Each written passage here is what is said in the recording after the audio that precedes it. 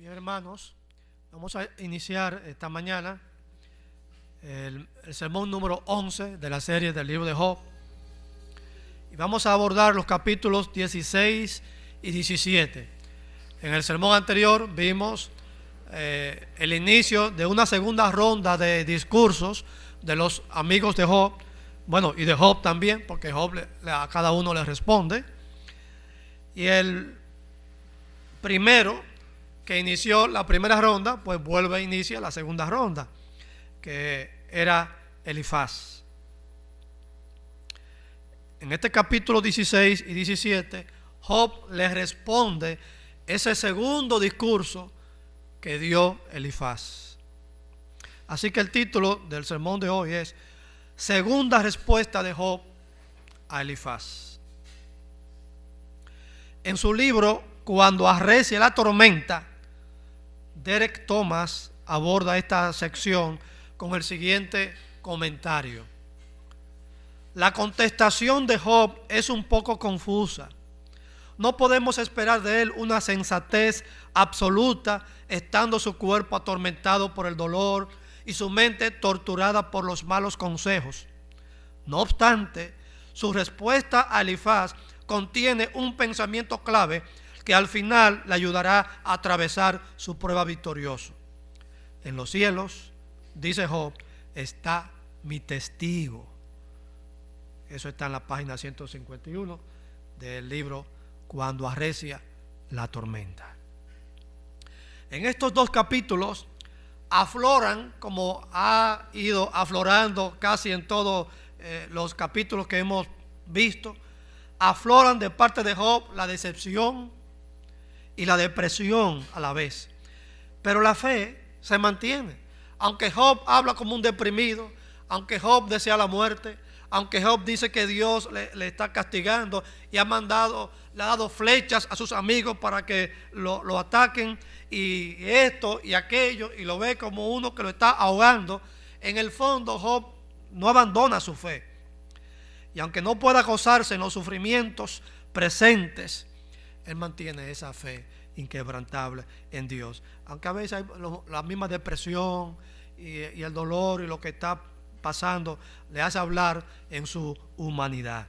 Básicamente encontramos tres ruegos o peticiones en estos dos capítulos. Tres ruegos o peticiones que Job hace.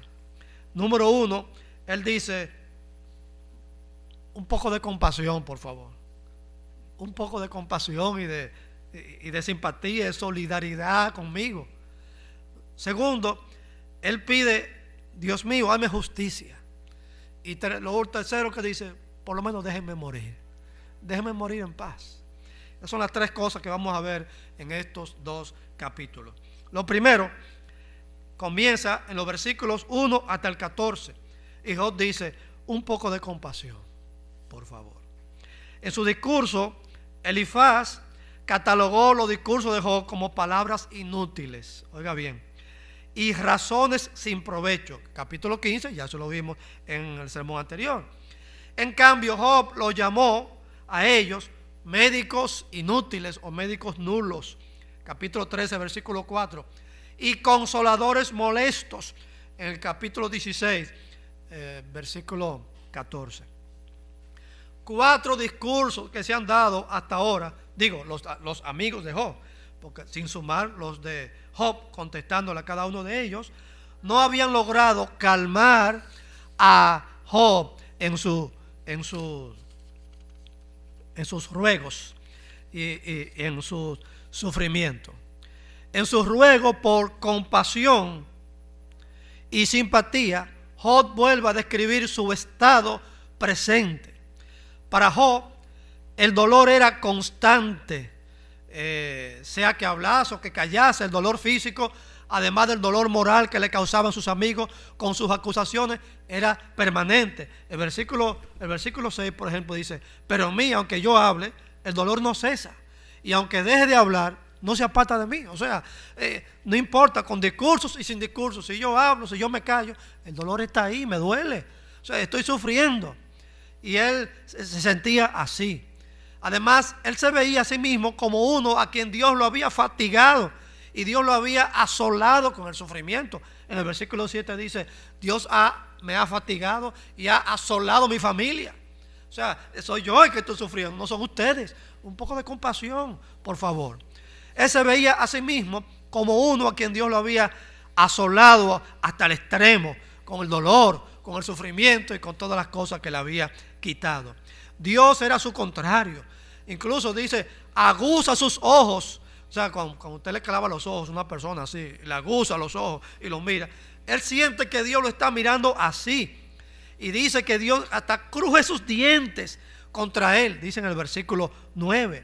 Es más, dice que Dios lo entregó en boca de los mentirosos. ¿Quiénes eran esos? Los mismos amigos de Job, con todas las cosas que decían, y mentiras y cosas así. Le dice: Dios me entregó en la boca de los mentirosos, sí, en la boca de ustedes. Es más, en el versículo 13 dice: desmenuzó sus riquezas, mis riquezas, y mandó a sus flecheros contra mí, dice en el versículo 13. Y termina diciendo en el versículo 14 que lo quebrantó por completo. Mira, Dios me quebrantó por completo. Mire, se lo voy a leer en el versículo 14. Dice: me quebrantó, de quebranto en quebranto, corrió contra mí como un gigante. O sea, me llama la atención porque es impresionante la cantidad de figuras que Job encuentra para describir lo que él siente que Dios ha hecho contra él.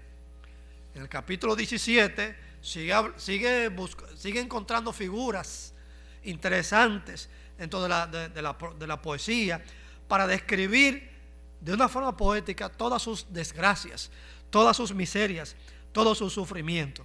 Y cuando uno está en sufrimiento y encuentra así palabras poéticas para describir, eso manifiesta que hay una lucidez tremenda.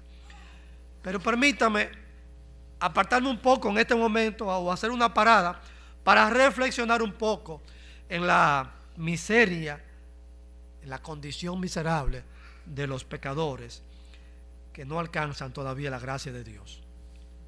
En Romanos capítulo 3, desde el 10 hasta el 18, el apóstol Pablo hace uso de expresiones muy ilustrativas del Antiguo Testamento, con muchas citas de Salmos principalmente y algunos versículos de Isaías también, para describir el estado pecaminoso de todo hombre. Dice que su hablar es como un sepulcro abierto y que es semejante al veneno de una serpiente. Dice que su conducta es violenta, potencialmente destructiva y es enemigo de la paz. Dice, para rematar, en el versículo 18, pero citando el Salmo 36, versículo 1, no hay temor de Dios delante de sus ojos. Permítame leer el pasaje en Romanos capítulo 3, pero del 13 al 18. Dice: sepulcro abierto es su garganta, con su lengua engañan, veneno de áspides, o sea, serpientes, hay debajo de sus labios. Su boca está llena de maldición y de amargura. Sus pies se apresuran a derramar sangre. Quebranto y desventura hay en sus caminos y no conocieron camino de paz. No hay temor de Dios delante de sus ojos.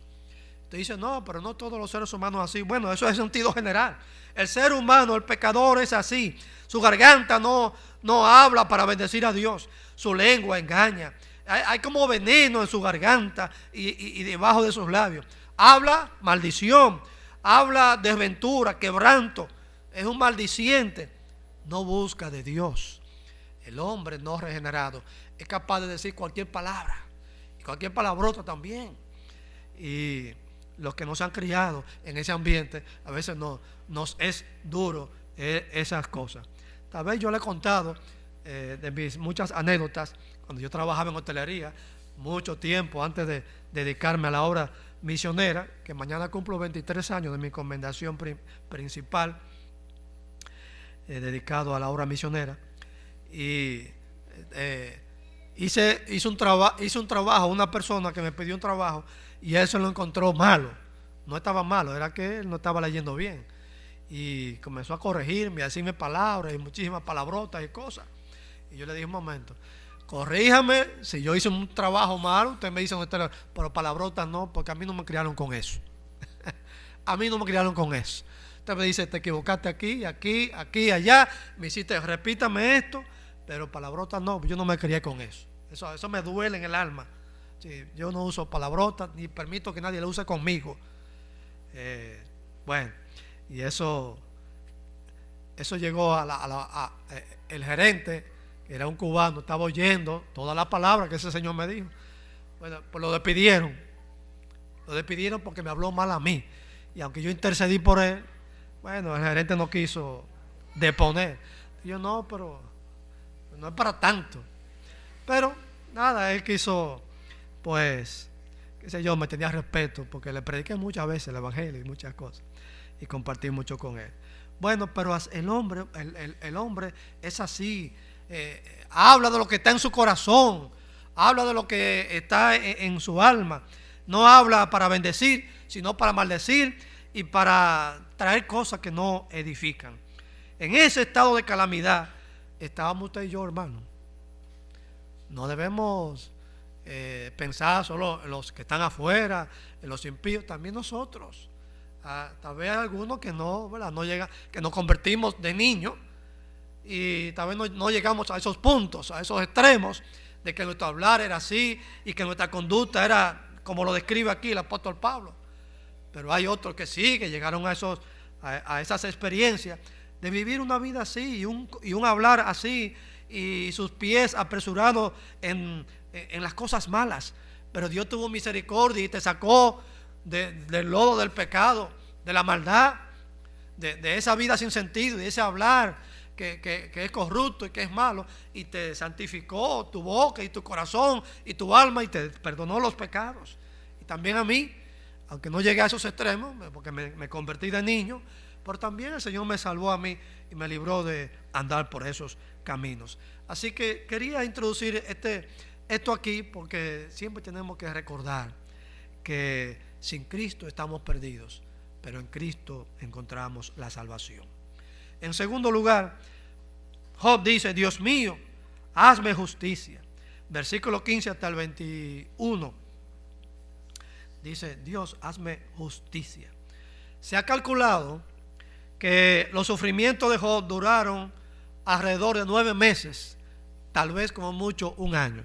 Todo lo que está en este libro de Job, todo eso que vivió Job ahí, se ha calculado, los estudiosos han calculado que tiene que haber durado más o menos 9 meses a un año en esa situación, hasta que Dios intervino y le sanó, le devolvió todas sus riquezas, incluso le devolvió a sus hijos, porque después de eso tuvo 10 hijos y había perdido 10, entonces se recuperó también en eso.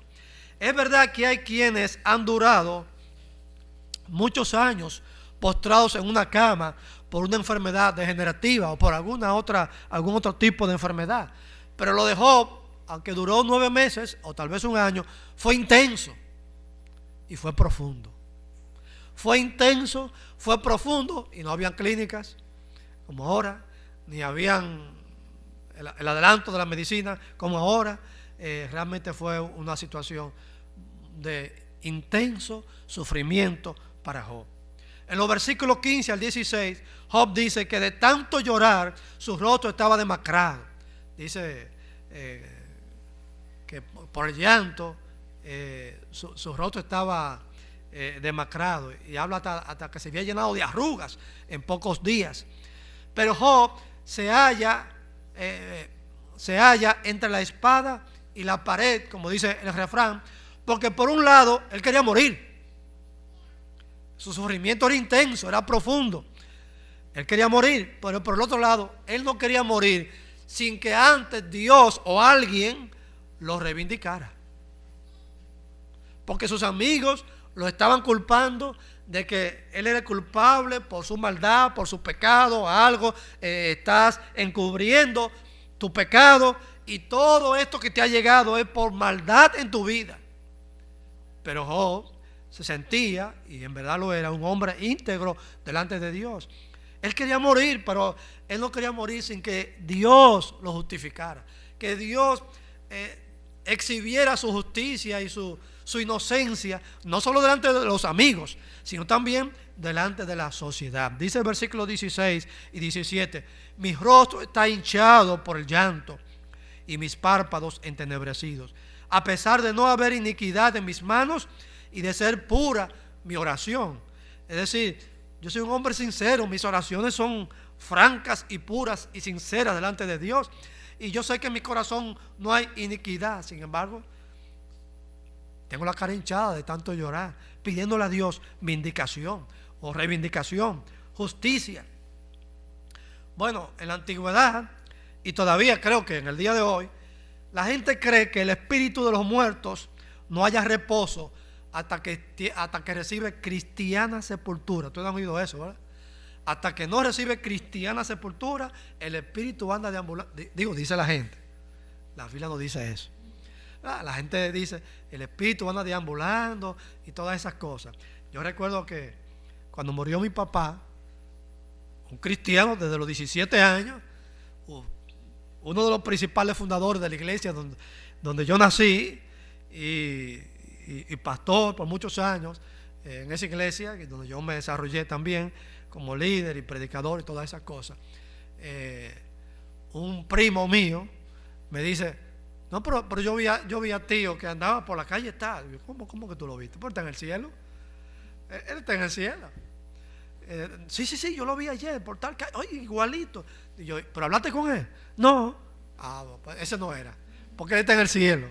Pero hay gente así que piensa que los espíritus andan deambulando y esas cosas y que lo ven hasta que reciben cristiana sepultura. Bueno, mi papá tenía una cristiana sepultura, eso sí. O sea que no había razón para pensar eso. Quizás eso explica la palabra de Job en el versículo 18 que dice: tierra, no cubras mi sangre, ni haya en ti lugar para mi clamor. Como quien dice, no, todavía no. Espera que Dios vindique mi justicia. Pero más que una cristiana sepultura, lo que le da paz al espíritu de un hombre es que en vida haya buscado la paz con Dios, que en vida haya buscado la fe en Jesucristo, que en vida haya reconocido sus pecados y haya encontrado el perdón y la salvación en el Señor. ¿De qué sirve una hermosa y bien diseñada tumba en el cementerio más lujoso de la tierra si en la eternidad la última morada es el infierno? Es mejor tener una tumba fea o poca, qué sé yo, o poco arreglada, pero estar seguro que es para el cielo que vamos. O que no tengamos una tumba aquí en la tierra, pero sabemos que nuestro espíritu, nuestra alma, nuestro ser está en la presencia de Dios. Al fin y al cabo eso es lo que importa. Al fin y al cabo eso es lo que importa. Si no tiene esa esperanza, bueno, pues venga rápido, porque ese lugar eterno de gozo depende no del sepulturero donde ponga tu cuerpo, sino de Jesucristo, quien nos da la esperanza de la vida eterna. Una vez más, Job expresa su esperanza de comparecer ante Dios y de presentar su caso personalmente con él. Mire, el versículo 19 y el 21 dice: en los cielos está mi testigo y mi testimonio en las alturas. Ojalá pudiera disputar el hombre con Dios como con su prójimo. O sea, todavía él alberga esa esperanza. Él sabe que su único testigo está en el cielo, es Dios. Aunque sus amigos estaban acabando con sus discursos y todas sus palabras, Job sabía en el fondo, mi testigo está en el cielo. Mi testigo es Dios. Ojalá pudiera el hombre disputar, o sea, conversar, presentarse delante de Dios como con su prójimo, como si fuéramos iguales. Y dice el pastor José María Martínez, un pastor español, bueno, hace unos años está con el Señor, dice: Job está convencido de que su muerte se aproxima, pero será una muerte injusta, un asesinato. Por eso invoca a la tierra para que respete su sangre y la deje al descubierto. Así seguirá pidiendo justicia hasta que su clamor sea escuchado en el cielo. Y lo tercero que dice Job desde el versículo 22, que es el último versículo del capítulo 16, hasta el capítulo 17, hasta el último versículo, lo que dice Job es: no me queda más que la muerte. Mi única esperanza es morir Ahora, no es la primera vez que Job ansía la muerte como la única salida a sus sufrimientos. Desde el capítulo 3 de Job, ya Job estaba diciendo: maldito el día en que nací, maldito el hombre que le dijo a mi papá, nació varón, y que esto, y por qué ese día en vez de salir el sol, por qué no se puso oscuro, y comienza una poesía ahí, maldiciendo el día de su nacimiento. Era mejor que yo hubiese nacido muerto. ¿Por qué no nací muerto? Maldito quien me puso a los pechos de mi madre y estas cosas. Y uno dice: bueno, ¿y qué es lo que pasa que un hombre que conoce a Dios habla así? Bueno, el sufrimiento, el dolor. Y en los siguientes capítulos que hemos ya predicado, hemos visto que varias veces Job le dice a Dios: sácame de este mundo, ya morir para mí será lo mejor. Es decir, Job se sentía que su única salida era la muerte, como un deprimido. Job se sentía agotado, acosado por los discursos de sus amigos y acosado hasta por el mismo Dios. Y aparte de los nombres que ya le había etiquetado a sus amigos, los llama ahora burladores. Burladores que lo provocaban con sus palabras. Capítulo 17, versículo 2. Y los ve a ellos como personas a los que Dios le quitó, a los que Dios le escondió la inteligencia. No le dijo bruto, no. Le dijo que ellos eran personas a los cuales Dios le había escondido la inteligencia. Es como más poético, ¿verdad? Más fino. Y porque sus discursos todos eran contra Job. La historia de Job, incluso, ya era, aunque no había internet, aunque no había ese boom de la comunicación, ya la historia de Job se sabía en todos los pueblos. Mire lo que dice el versículo 6. Pero él, Dios, me ha puesto por refrán de pueblos, y delante de ellos ha sido como un tamboril. Un tamboril, ¿verdad? Es un pequeño tambor que era un instrumento ahí. Todo el mundo lo tocaba, todo el mundo hablaba de Job. Job, sí, ese que en Uz, como dice el capítulo 1, en tierra de Uz, sí, el hombre que le vino toda la desgracia, todos los camellos y todas las cosas, los 10 hijos se le murieron. Y la esposa, ya usted sabe, le dijo esto y lo otro. Y el hombre está postrado, arrancándose ahí como un leproso. Job era un refrán en la boca de todo el mundo. Y eso que no había internet. Pero su historia se había regado. ¿Cómo se siente un hombre así? Que estaba en boca de todos.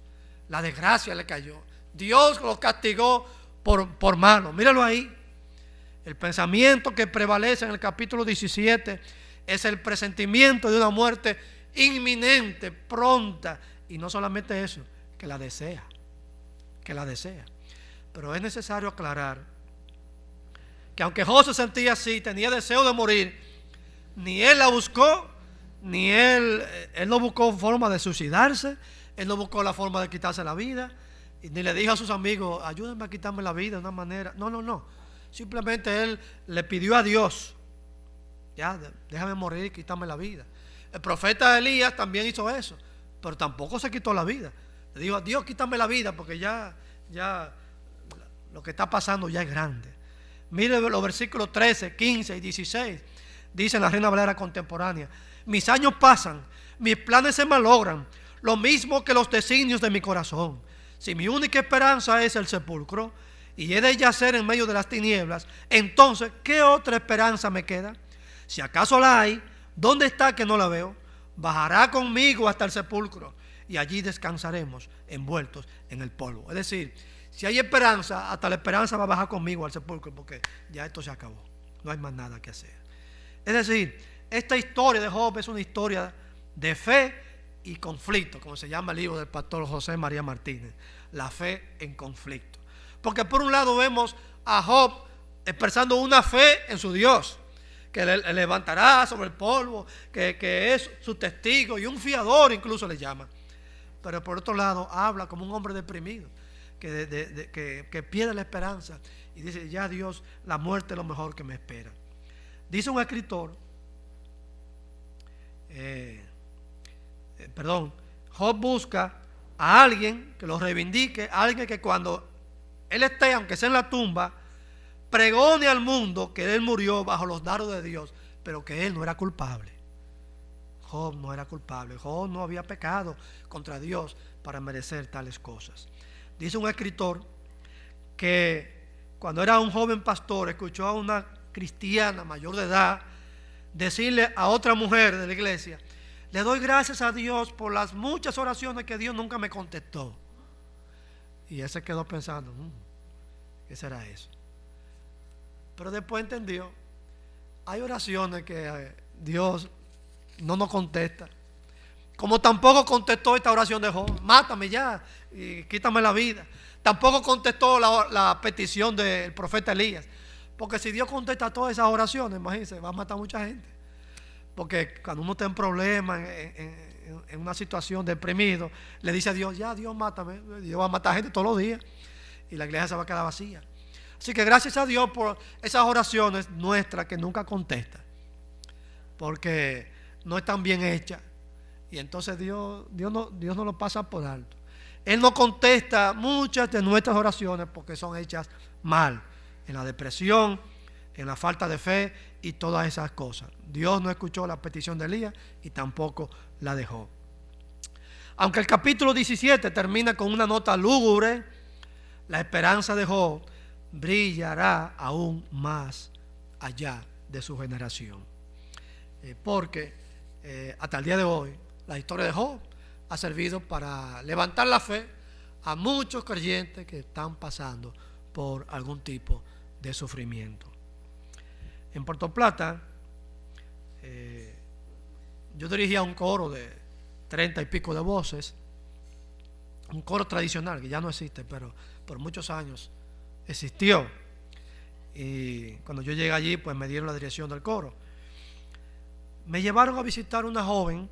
Bueno, ya no era joven, era joven cuando cantaba en el coro, pero no sé, tuvo una enfermedad en la columna que la dejó postrada desde joven.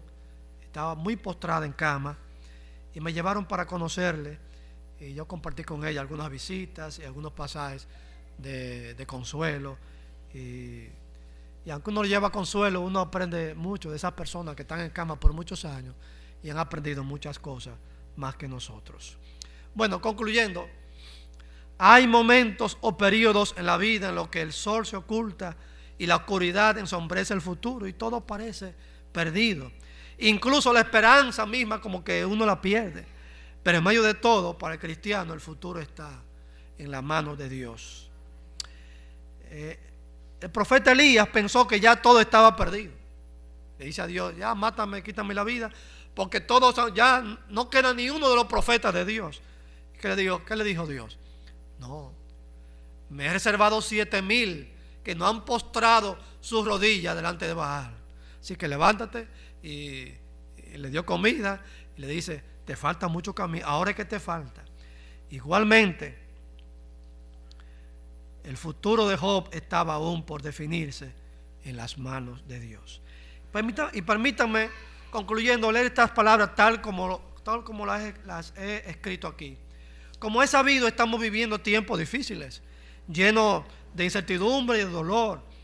La pandemia se ha extendido por más tiempo de lo esperado y parece que se va a extender por más tiempo. El mensaje inicial de la pandemia ayudó a muchos a volver sus ojos a Dios y refugiarse en la fe. Y muchos cristianos se entregaron a la oración y sufrieron porque al principio no podían congregarse. Pero ya eso pasó. Ya la gente se acostumbró a la pandemia. Los cristianos se olvidaron de que hay que venir a la iglesia. Los cristianos se olvidaron de que hay que orar. Los cristianos se olvidaron de que ahora más que nunca tenemos que demostrar nuestra fe. Que ahora más que nunca tenemos que demostrar que nuestra esperanza está en Dios y no en la vacuna. Aunque hay que ponérsela, ¿verdad? Pero nuestra esperanza está en Dios. Nos hemos enfriado como los demás.